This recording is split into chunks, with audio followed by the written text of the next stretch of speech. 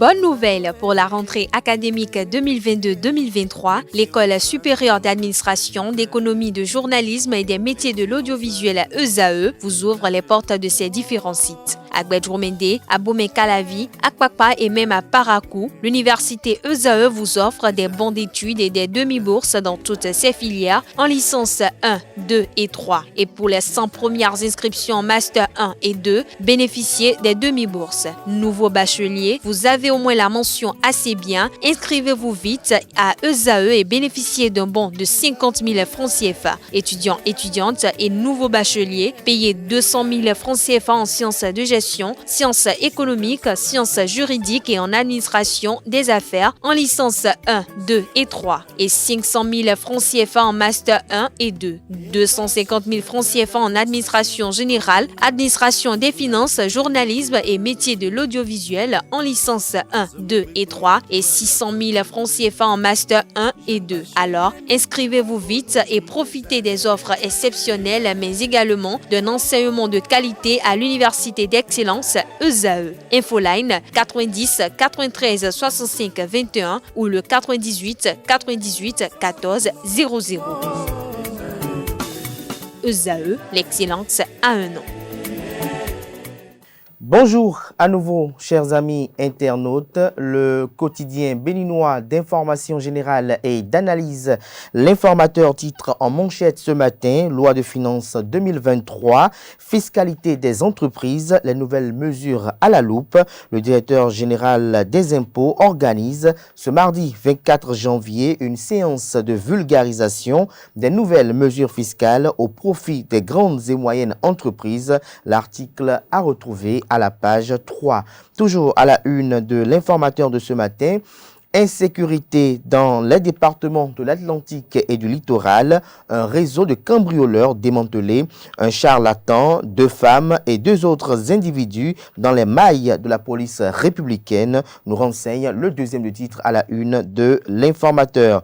Conseil économique et social, Laïci Radji remplace Feu Nestor Wadaï. Toujours à la une de l'informateur de ce matin, Jeux universitaires du Bénin, 9e édition, Savalo s'active pour recevoir plus de 600 athlètes.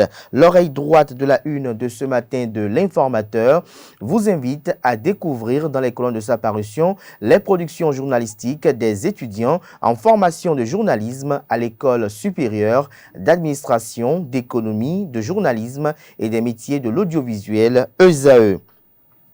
Le quotidien national d'information ce matin en manchette, entretien avec Youssou N'Dour, le leadership du président Patrice Talon a changé la donne. Des détails sur cet entretien exclusif aux pages 8 et 9.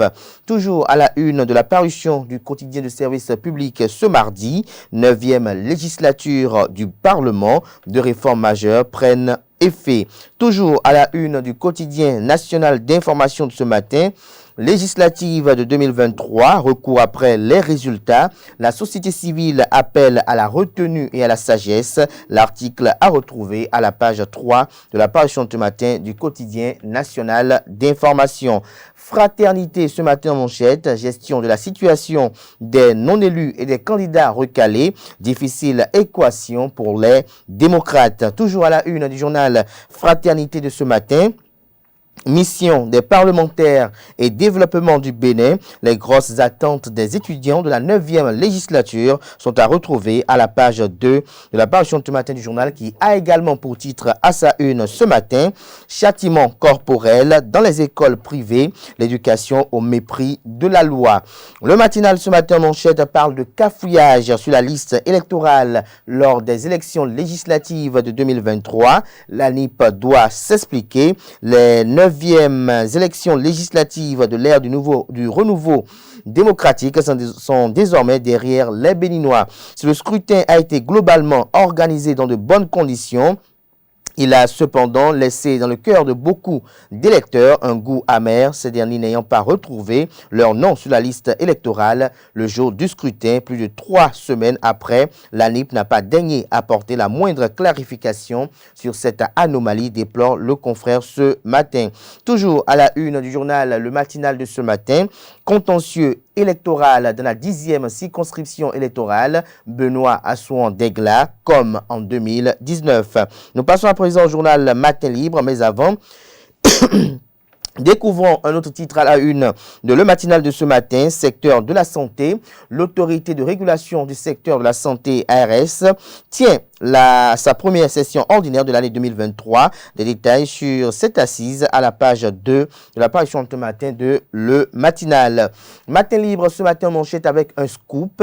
Présidence de l'Assemblée nationale, Gérard Benonchi pressenti. Toujours à la une de Matin Libre de ce matin, 7e art au Bénin, un jeune cinéaste attire l'attention. Nous restons toujours à la une du journal Matin Libre de ce matin.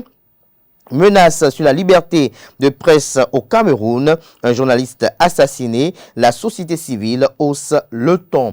Le Béninois libéré libère ce matin en manchette, échec du bloc républicain dans les 8e, 12e et 19e circonscriptions électorales et autres. Patrice Talon doit sanctionner Adambi, Toko, Badamassi et les autres, estime le confrère ce matin. Toujours à la une du journal Le Béninois libéré de ce matin, géant concert gratuit du FGM avec Asalfo de Magic System. Le Setondia Atropo réussit un gros coup pour Boricon et Cotonou. Toujours à la une du même journal ce matin, cérémonie de rasage et de sortie du nouvel empereur de Niki. L'invite de Bagri Abou Lafia à sa communauté est retranscrit à la page 5 de la parution du jour. L'affiche du jour ce matin à la une, cour impériale de Niki, visite du député Robert Guian à l'empereur Serotourou Toukosari. Des détails sur cette visite à la page 2 de la parution de ce matin du journal, qui a également pour titre ce matin à sa une, politique au Bénin, Irénée Agossa, l'opposant mouvancier au régime du président Patrice Talon. Le Devoir ce matin à sa une, remerciement aux électeurs de la 6e circonscription électorale. Victor Tokpanou dénonce les loups dans la bergerie et ceux-là sont bien connus et identifiés. Défi info à présent, 6e circonscription électorale, les couloirs de l'échec de l'UP, le renouveau de la commune d'Abomey-Calavi. Le journal fait savoir que les élections législatives allant pour le compte de la 9e législature est déjà à sa fin. Tous les regards sont désormais tournés vers le 12 février. C'est à cette date que les 109 députés seront installés pour un mandat transitoire de 3 ans.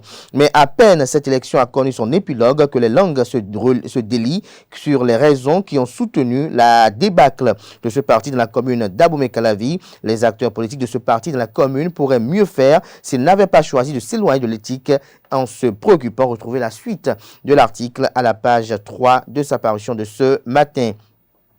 L'autre vision ce matin à sa une, recours du parti politique Les Démocrates, attendre jeudi pour connaître du sort de Benoît Degla, lire l'intégralité de la décision de la Cour constitutionnelle à la page 8 de la parution de ce matin de l'autre vision, qui a également pour titre ce matin à sa une, lever des sanctions infligées aux 305 enseignants, législative de 2023, nouveau modèle du dialogue social. Les justes clarifications du porte-parole du gouvernement Wilfried Léandre-Mbedji sont à retrouver dans les colonnes de la parution de ce matin du journal L'autre vision. Partenariat Suède-Bénin et les radios impliquées dans la mise en œuvre du projet. La première cohorte de journalistes animateurs radio outillés. L'article à retrouver à la page 3. Toujours à la une du journal La Cloche de ce matin. Législative de 2023. Patrice Talon décrypte les résultats et en tire les leçons. L'article à retrouver à la page 3 de la parution de ce matin du journal. Nous passons à présent au quotidien Les Nouvelles du jour. Suite à la crise post-législative qui a secoué le parti MPL, mouvement des élites mouvement populaire de libération, autant pour moi, Expérience Tébé et Sabi Korogone désormais ensemble pour redonner un nouveau visage au parti MPL. Le journal Les Nouvelles du jour titre également à sa une ce matin.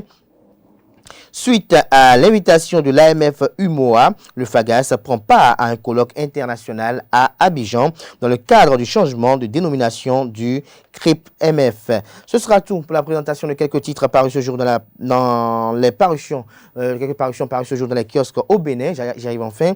Les quotidiens sont disponibles dans les kiosques au prix de 300 francs CFA, également accessibles en ligne pour ceux d'entre vous disposant d'un site internet. Place à présent au bulletin matinal d'information.